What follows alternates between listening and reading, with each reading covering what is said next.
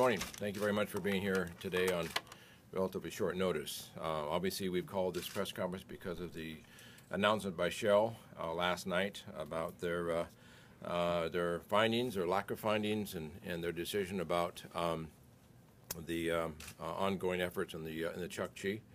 It's a huge disappointment, a really big disappointment. I have been very optimistic about what Shell would find. I've been openly optimistic about it, and I believe Shell was very optimistic about what they were going to find. I first want to compliment Shell on all they have done in Alaska, all their efforts on safety and environment, and the extra mile that they have gone, their perseverance. This has not been an easy task for them. It's one that was met with lots of challenges along the way. Their staying power is very, very, very, very impressive. You know, the state's role in trying to assist Shell in some way certainly involved my time in the state of Washington on the Shell drill rig. From that drill rig, I went over and met with Washington Governor Inslee to talk to him about the importance of oil to Alaska's revenue. And following that, I had an opportunity to intervene on the situation in Portland with Governor Kate Brown and Governor, the mayor of Portland, about the interference by those who are on the bridge, not allowing the Shell vessel to come to Alaska, explain about our short drilling window we have. So it's been an opportunity. I've had a great opportunity to interact with Shell throughout the process. Pete Slaby when he was here, and then now with Ann Pickard. I've spoken with Ann this morning. I'll meet with her later this afternoon, but we wanted to talk this morning a bit about the situation. I spoke this morning with Secretary of Interior Sally Jewell about this as well.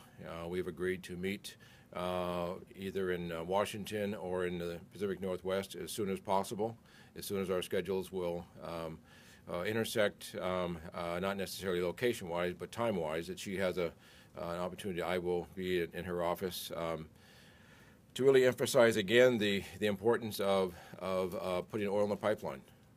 We're an oil-dependent economy, and we need to do everything we can to put oil safely put oil in the pipeline. I've talked to them in the past about the 1002 section of ANWR, which the 1002 section is 8% of ANWR. Really, if we could develop just the western half, now we're talking 4% of ANWR. We need to get some oil in the pipeline, and we need to do it as quickly as possible and in the safest method possible. And so I will. I certainly spoke with President Obama on Air Force One during that transit from Andrews Air Force Base to J-Bear about the importance of offshore, the importance of oil in general into our pipeline system. So I'm glad I had that time to establish those discussions. I will meet also. I requested a meeting at the White House as soon as possible to again talk about an opportunity to put more oil in the pipeline. If it's not going to come from offshore, let's safely develop it from onshore. So this is a tough day, a very tough day for Shell, a very tough day for Alaska. But I try to turn these difficult days into opportunities, and I think that's what exactly what we're going to do with this situation. Again, focuses on Shell and the fine job they did. They have employed hundreds of folks in Alaska. Lots of Alaskan contractors have been involved in the Shell effort. They've really looked at how can they have the most impact on our state during their development process, and I applaud that. So while we're disappointed in the outcome, I always will be complimentary to Shell in the process that they used in working this effort. Certainly disappointed they could not have drilled multiple wells in that period of time, that amount of money. Typically around the world they would have drilled multiple wells. That was not the case here. It was not allowed. It was not permitted. My opportunity as a result of this, or my obligation, I should say, as a result of this, is really to carry the message to Washington that we need to. Shell is interested in a lease extension for the area, and I'll do everything I can to help them with that lease extension. That'll be certainly one item on the agenda with the Secretary, but also the other opportunities in Alaska that are so close to our existing infrastructure that we absolutely must have access to. So I want to open it up for a question, but I also want to mention that this announcement today really further underscores the importance, the critical importance that we make sure that we monetize, that we develop our known resources. This was an effort by Shell to find additional resources, but here we have known resources. Obviously, the gas is the most proved gas resources in the world because of its number of times it's been reinjected, and certainly the 1002 section is we believe very prolific in resources. So it re-energizes what we're doing, and it refocuses the emphasis on assurance that we get our resources monetized at a time that we are in the biggest deficit we've ever been in. So my time in Washington, I think, has been well spent in preparing me for this day, for this so that we can hit the ground running with folks that we have met with on numerous occasions to reemphasize the importance of this. With that, I'm happy to open up a question to Alex. Alex will ask this question. So you're hopeful that Shell will come back maybe in a few years if we can extend the leases? Is that maybe they're not out permanently? Well, it's a good sign that they have not relinquished their leases. They want to renew them, extend them, and I'm more than happy to help. It's a glimmer of hope. I don't think I would hang my hat on it necessarily, but it's a glimmer of hope that they have not taken steps to relinquish their leases. Okay, thanks. Mark Jason, Associated Press. Can you explain a little bit how this really hurts Alaska? With some exploratory well, it would take up to a decade for oil to get into the pipeline if they had found it. Can you talk about the short-term impact for the state? Well, a couple ways. One is it's sort of the hope. I mean, I think that hope, people get excited about exploration and done safely and whatnot. So that has gone away. The revenues would not actually flow to Alaska from the offshore. It's one of those frustrating inequities that we have across our country, and off of the coast of Florida. The government of Florida receives 37.5% of the federal take off of the offshore Florida. We receive zero. And so Senator Murkowski has done a phenomenal job of introducing legislation to sort of to equalize that. But as the law stands today, we wouldn't receive any direct revenue. That's my frustration. Out of the 1002 section of ANWR, right next to Point Thompson, we'd receive 90% of the revenue, and the federal government would receive 10%. So that's really, from a money game, that's really where it's at for us. And although I was optimistic that Senator Murkowski would be successful with her legislation, one never knows. We don't need any legislation on just on the revenue sharing aspect of that. But the other part of it is that there's a lot of support industry in Alaska that was supporting the Shell operation. We are certainly working to try to keep the vessels. There's 30 vessels involved in their operation up here, trying to keep the vessels in Alaska over during the winter for next year. And obviously that's not going to be happening. But there was a lot of opportunity aside from just the oil in the pipeline. Yes. Annie Fight, APR, and Senators Murkowski and Sullivan are blaming the Obama administration. What is your take on that? How much blame do you think? Well, I certainly wish they could have drilled more wells. It's unusual to spend that kind of money and not drill more wells. There's no question about that. The fact that the one that they did drill was not successful was a huge disappointment. If they'd have been allowed to drill more wells, we can all speculate that perhaps they would have found oil, and that would have been a great thing. That didn't happen. So, the restriction. Do I think the restrictions hurt the prospects? Absolutely. I don't think there's any question about that. But for me, it's certainly. We know we have to pick up the pieces from this and move forward, perhaps a little differently, perhaps a little more aggressively in certain areas. Yeah, I absolutely agree with them that we should have been allowed to have more exploration up there. Because typically, when you bring a rig, spend that much money you'll drill multiple wells, and to be able just to drill the one, that was unfortunate. You're betting everything on that one particular well. Elwood Bramer with the Alaska Journal of Commerce. Governor, you've talked at length about putting pressure on the president to get ANWR open. It would take an act of Congress, so why not go maybe through our congressional delegation and put pressure on Congress to move legislation to open? We've done that before, and we get to the president and it gets vetoed. So I'm going to start with the person with the veto authority and start with that, because to go through all that effort just to have it vetoed, I'm going to work from the top down, I think, on that in that regard, or across the from the administration over to the congressional delegation. So.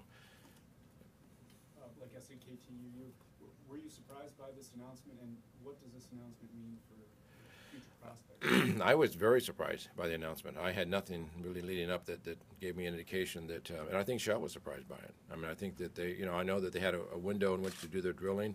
I knew that window. There was a discussion about having a 5-day extension. I was willing to help on that, and they didn't request that. But I was very surprised, and I think the impact in Alaska it's just another disappointment. I think that efforts to for more exploration activity up there. So I think it's certainly a huge disappointment across the state. At least it should be. Miller with KTVA. How does this decision affect consumer confidence in Alaska? Consumers' confidence? I'm not sure how consumers' confidence it would be. I mean, I think that there's a concern that from the general public, if that's what you're referring to, yeah, that's appropriate. I think there, it does raise concern as far as if because there's been a lot of hope, even though there really wasn't as much revenue from the oil tied to it. There was usually the drilling activity that we were interested. So I think it is a setback as far as the Alaskans are going to be disappointed that that was not successful, and also that we were limited in some way, not being able to drill multiple wells at the same time at the same cost. So I think it definitely impacts consumer confidence. You bet. On the phone, yeah, folks on the phone. Operator, first question. We do have a question from the line of Dan Murtaugh with Bloomberg. Please proceed with your question. Hi, this is Dan Murtaugh with Bloomberg. What does this mean for the sort of future of TAPS? Are we getting closer to the time where we hit that doomsday moment of there not being enough oil to keep it running profitably? Well, this is pretty far long-term oil out there. In order to bring it on, to make the discovery, bring it on shore, they were actually shooting for like 2024 to 2025 is when they were looking at this would be online.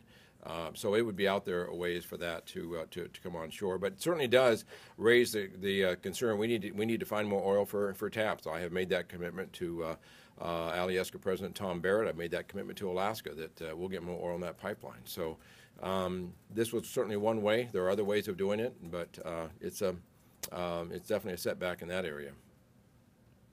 Can you talk a little bit about the other ways? I mean, at $45 oil, where does Alaska have room to grow? Well, I don't think anybody looks at in 2025 or distance out there at $50 oil. I mean, we've seen the oil cycles come and go, and I don't think anybody is doing exploration at this point, assuming that we're going to see 10 years of $50 oil. So we expect oil is going to go up. There's certain things that can be done at lower oil prices. We've seen that in the past in the way of exploration, and so we're optimistic about the future as far as more exploration. Great, thank you. Operator, next question. We have no more questions at this time. Great, thank you. I wanted to just touch briefly on Gasline, since I've got you gathered here. We are, as I said earlier, this absolutely I think accelerates the focus, need to focus on the assurance of the gas line. And as I, explained to the legislature in this room a few days prior to the announcement of the special session, about 3 or 4 days before, I said, there's one discussion about fiscal certainty, that the producers want fiscal certainty. We've heard that for decades, and I understand that. But what I said to the legislature leadership is that, we are working on a plan for the project certainty, to make sure that there's a project that's there. If it's economically viable, if it's financeable, if there's a market, that there will be a project. So we're working on that. I was hoping to have that from the producers themselves. I've met with them many times and talking about having that kind of written assurance that no individual company would if they stepped away, their gas wouldn't be held out of the project. And they were working on that. I think they're perhaps still working on that. But going into a special session, I have to have something that shows that if we're going to give fiscal certainty, we're going to have project certainty. And so that's what the tax, or the reserves tax, is about. It's not about collecting revenues now, of course. It's about making sure that if someone chooses not to put their gas into a project, leave it in the ground, and not let a project go forward as a result of that, there has to be some financial consequences as a result of that decision. I just don't think that's out of line. So it's only a problem if they choose to not allow the gas that they control to be commercialized. They don't have to commercialize it. They don't have to build a gas line, but they can't keep it off the market. Alex?